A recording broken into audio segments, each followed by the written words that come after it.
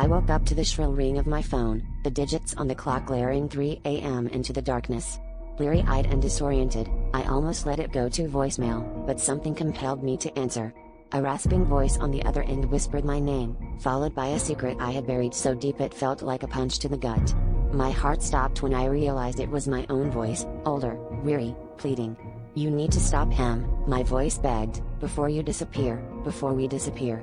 Chills ran down my spine as the call ended abruptly, leaving an ominous silence in its wake. I lay in bed, paralyzed by the revelation that my future self was reaching out through time. The secret the voice mentioned was one I had locked away, a fateful decision I had made years ago to protect someone I loved. It was a choice that haunted me, yet I had convinced myself it was in the past. Now, the voice warned of consequences I couldn't comprehend. What could possibly erase my very existence? I spent the next day in a haze, watching every shadow, every person, wondering if they were the key to unraveling this dire mystery.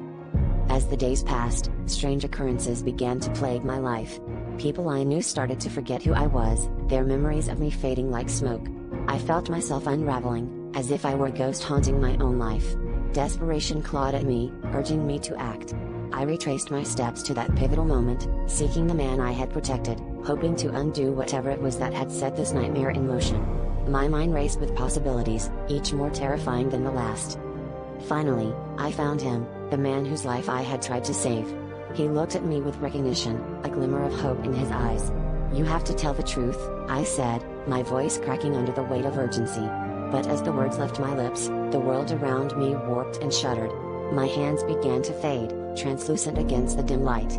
I realized then that the truth was a double-edged sword, one that might save him but erase me forever. I closed my eyes, accepting this horrifying fate as I silently begged my future self for forgiveness.